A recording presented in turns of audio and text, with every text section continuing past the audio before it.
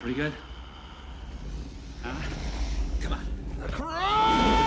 Hi everyone, it's your host Kate here at Marvelous Videos. Today we take a look at John Carpenter's take on the vampire lore, Vampires 1998 Explained. John Carpenter's Vampires is a remarkably well-made film that combines the elements of the western and horror genres into one stylish, savage, and action-packed vampiric entertainer that opens on an explosive note. He packs in no shortage of style or swag as it revels in unending gore and violence during its runtime. Vampires is a film about a vampire hunter who is a senior vampire slayer. He heads an entire team for cleaning out one of its lairs. As he recovers from the massacre and seeks vengeance, he pursues a centuries-old entity. He must prevent him, the master vampire, from obtaining an old Catholic relic that would allow him to walk in the sunlight. The picture, directed by John Carpenter, is set in a western setting and has plenty of gunfights. While the film plays around with Wild West vibes and vampire mythology, the core of both is preserved. The idea is intriguing and Carpenter does a decent enough job behind the camera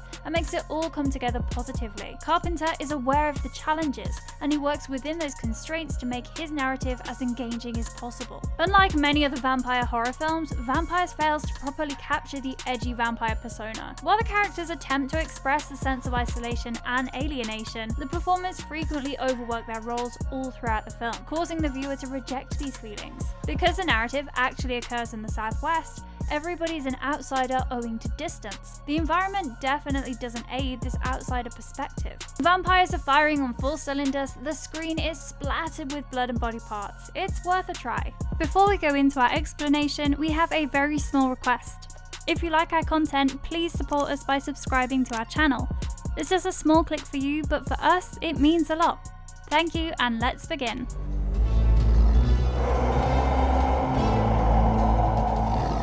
They've been around for 600 years and they're very, very thirsty. Vampires 1998. Vampires is a 1998 American independent postmodern action horror film starring James Woods and directed and composed by John Carpenter. It was based on John Stakely's novel Vampires. Jack Crow is a professional vampire killer who receives funding from the Vatican. He and his slayers had just wiped off a nest with 9 vampires inside the New Mexico desert, but the master vampire, Jan Valek, was nowhere to be seen. Despite this, the squad celebrates their triumph at the Sun God Motel. Valek is in the opposite room wooing and biting Katrina, a hooker recruited for the occasion unbeknownst to the slayers. Valek had mercilessly slaughtered his whole squad and all the hookers before Jack should be even aware of his presence. Valek mentions Jack's name during the struggle, which surprises the slayer. Only Jack, Katrina, and Montoya, Jack's sidekick, are able to flee. Jack rushes straight to Cardinal Alba for more instructions after beheading and burning his team's remains to ensure they don't turn into vampires. Alba has some more awful news. 3 days ago, their European squad was wiped out in Cologne, Germany, as well as a picture of Jan Valek was discovered there. According to archivist Father Adam Guiteau,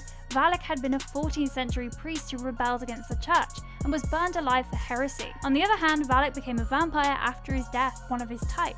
The Vatican needs Jack to reassemble his squad, so Guiteau is assigned to him as his first substitute. Jack has no desire to associate with the mild-mannered bookworm, especially since he believes the team's murder was staged, and that Guiteau or anyone else in the chapel may have been the perpetrator. After hurting Guiteau physically on a few occasions, Jack comes clean with him. He has shown him a map of where vampire nests since the 1800s have been eliminated throughout the Southwest. Vampires have a pattern of moving, and every circle leads Jack to believe they're looking for something. He also believes they're looking for a black symbol that he remembers hearing about when he was a kid. Crow is on a mission for the Vatican to exterminate a vampire nest that has been discovered. The tall shrieks of a vampire woman break the quiet as they penetrate the darkness. The slayers respond by flashing their weapons. Her body is pierced with wooden stakes and dazzling pikes till she's carried shrieking into the light. More vampires come, their fights heroic but insufficient to last. Each is overcome one by one and burnt to ashes under the light. Montoya and Katrina, meanwhile, are locked up in a motel. Katrina hasn't yet transformed and will do so once she discovers she's being bit by a vampire. Montoya wishes to keep her around because of her psychic relationship with Valek.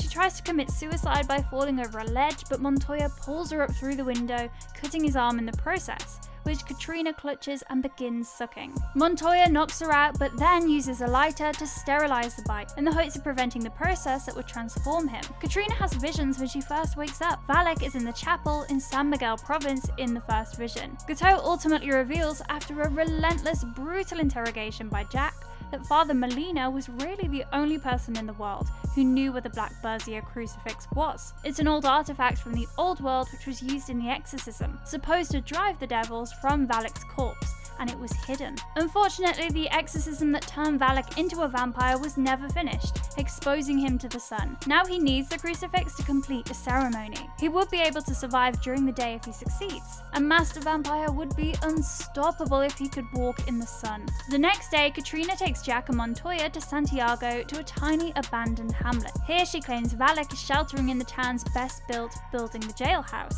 Montoya and Katrina flee in the jeep while Gateau hides behind a restaurant counter and discovers a shotgun, but Valak escapes. Jack, Montoya and Gateau had their work cut out for them with just 3 slayers and up to 30 vampires. As the day progresses, Gateau lures the vampires out. Jack puts spikes into their chest with his crossbow, and Montoya brings the vampires out and into the sun to burn them up. With the sun rapidly receding, it's time to call it a day before other vampires awaken. Jack is perplexed as to why Valak doesn't simply murder him. Cardinal Alba emerges from the shadows with a jolt.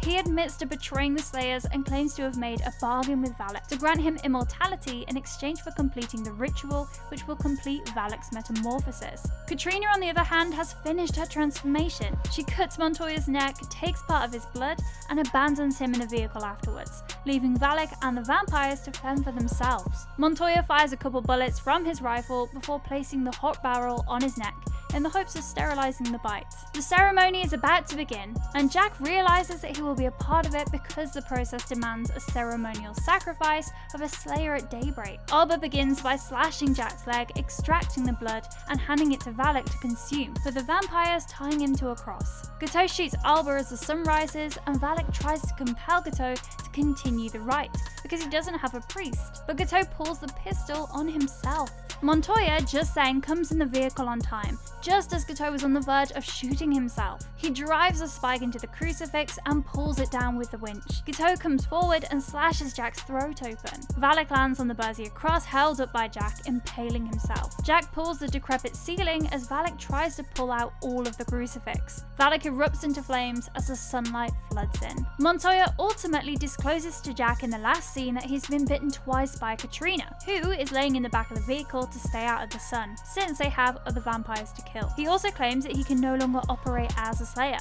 and also that he plans to take Katrina southward to take care of her. Gateau tries to assassinate Montoya, but Jack intervenes.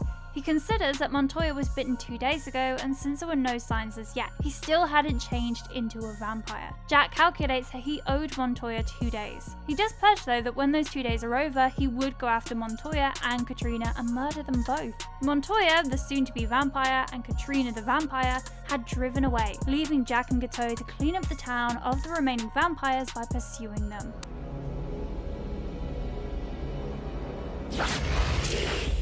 Valak, a 600-year-old vampire and bloodthirsty supernatural creature. Vampires or vamps are a blood-drinking supernatural entity that were formerly human. The Winchesters, Gordon Walker, and other hunters have come and slayed them. However, it has been reported that seeing a vampire is extremely unusual, because hunters have nearly wiped them out, despite the fact that owing to their capacity to reproduce via transfusion, they only need one to repopulate. The alpha vampire is the source of all vampires. Vampires are one of the series' most commonly seen supernatural monsters. Vampires are present in the apocalypse world. In comparison to the main universe, they are more ferocious and nasty. The Slayers were doing well, until Valak, played by Thomas Ian Griffith, the first vampire, arrives in pursuit of a certain Christian relic that would allow him to walk in the daylight according to mythology. He'd be invincible. On one specific occasion, he slaughters the majority of the Slayers and sex workers at a certain motel, leaving just Jack, Montoya, and a newly bitten sex worker named Katrina, played by Cheryl Lee. When a teacher bites somebody, it appears that they are physically bound.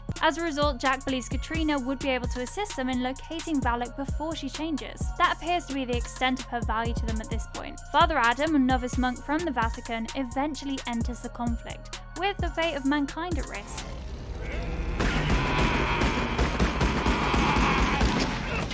Why should you watch vampires?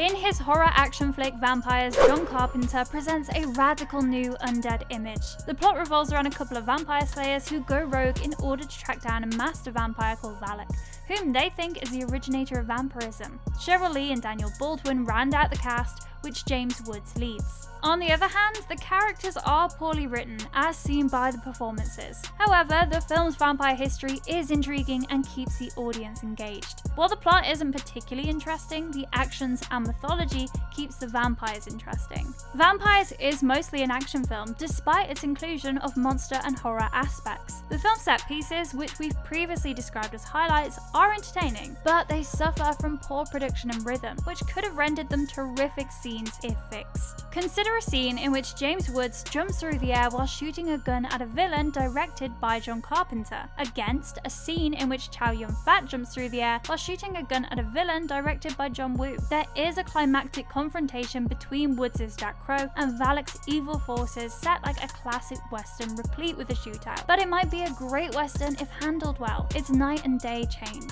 The film has a mordant tone to it as well as some amusing macho speech. Many other actors would have signalled us with a wink in comical circumstances, but Woods chooses to retain a straight face. However, this film is not frightening, and the narrative consists of one horrific fight after another. Perhaps the Pulp Fiction style wasn't popular at the time, but Vampires should be a franchise instead of the two picture shops that followed as a piece of 90s horror place. And that's it for another episode. We hope you enjoyed this video. Don't forget to like and subscribe. Have a great day. Blood-sucking